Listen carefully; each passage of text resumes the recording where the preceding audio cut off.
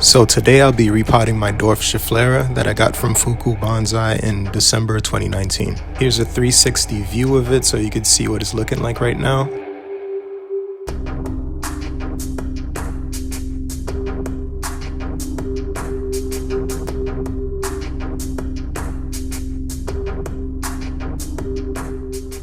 So here's some footage from the day that I received it in the mail.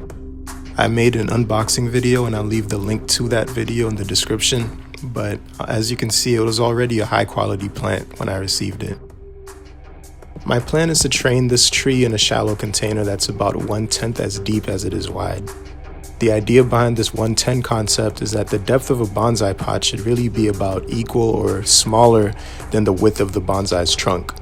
With a shallow container, the bonsai becomes more attractive and the emphasis goes on the plant rather than on the pot. This pot was actually black when I first got it, but I used some paint to turn it a cream color and add some weathering effects. When I first received the plant, David Fukumoto from Fuku Bonsai asked me to produce 4 sketches to plan the evolution of this tree. The first sketch was supposed to be what the tree looked like the day I received it, but with all the leaves removed. The second sketch was supposed to be what the tree would look like after I repot it into the 110 container. The third sketch shows the tree after 5 years of refinement, but no repotting. And the fourth sketch is my ideal vision for what I want the tree to look like.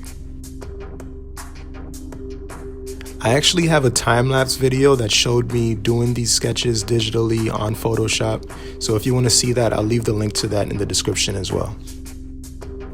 Okay, now for the repotting.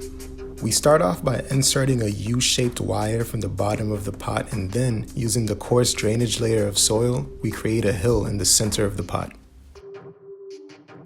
I had to backtrack here because I forgot to loop the wire so that it becomes one with the pot. It has to be stuck to the pot so that it doesn't move. After forming the hill with the drainage layer, the plant will be placed on top and the wire will be used to hold the roots in place so that the plant can have something to hold on to. So it's important that the wire is anchored firmly to the pot. The 4 white strings you're seeing are going to be used to temporarily tie the bonsai to the pot as the roots get established in the soil. The next step is to place the plastic separator on top of the hill with the wire end sticking through it. The loop that I'm creating with the wire will serve as the anchor for the roots to grow into.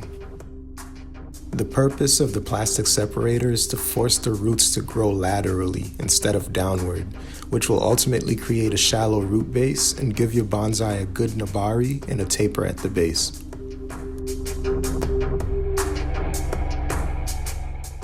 Next, I filled the rest of the pot with the main soil media, leaving only the top of the plastic separator exposed.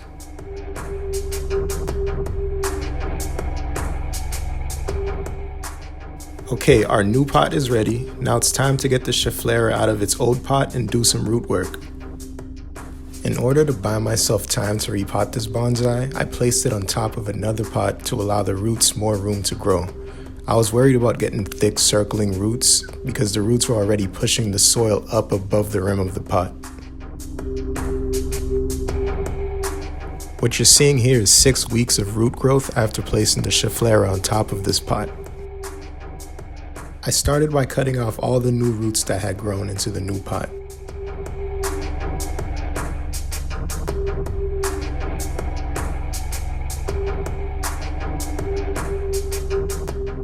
After removing the plant from its old pot, it was time to comb out the circling roots and partially bare root it.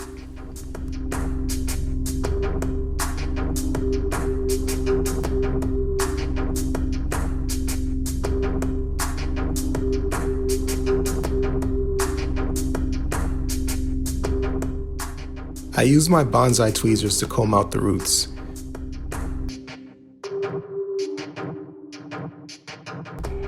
Because the root ball is shaped like a rectangle, I evened out the length of the roots so that they could transition more easily into a circular container.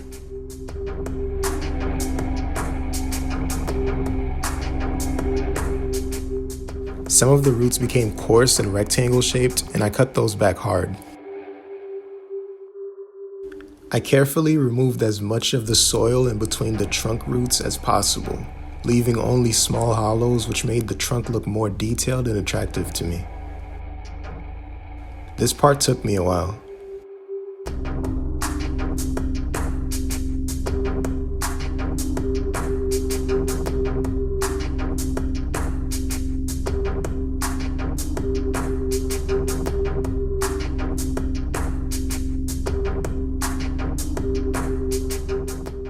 I enjoyed exposing more of the roots.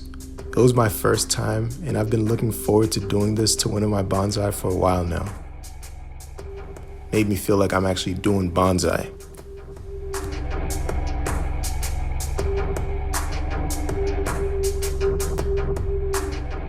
I used U-shaped wires to pin some of the young aerial roots to the root ball so that they could grow vertically as they colonize the new pot. Once the aerial roots establish themselves vertically, I'll remove the wire pins.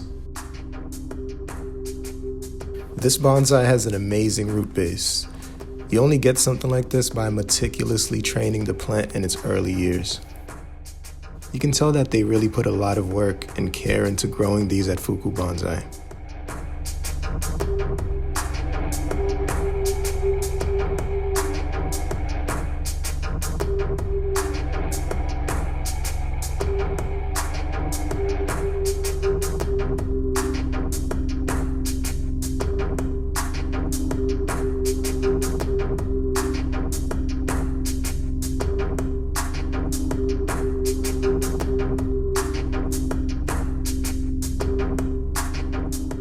After doing the root work, I placed the plant on top of the hill and I used the rest of the soil to cover the roots. I used some of the finer soil around the root ball to hold in extra moisture and encourage fine root growth. I went ahead and I used the white ties to secure the plant to the pot. It's important that the plant is held firmly in place as it grows new roots and recovers from the repot. The next step was to prune the chiflera using directional pruning. I'll make a separate video on pruning to create high quality bonsai.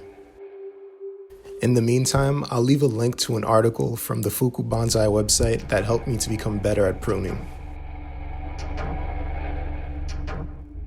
After pruning, I sat the pot in a pan of water for 30 minutes to allow for full saturation of the soil.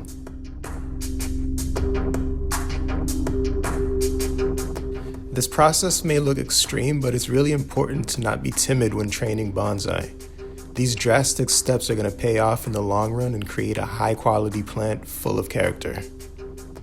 This is the plant after the repot. The only step that I didn't record was the final step of wrapping the soil with aluminum foil to protect the new roots as they colonize the contour of the soil hill. It only took a few days and the chiflera was already pushing out new growth all along its branches.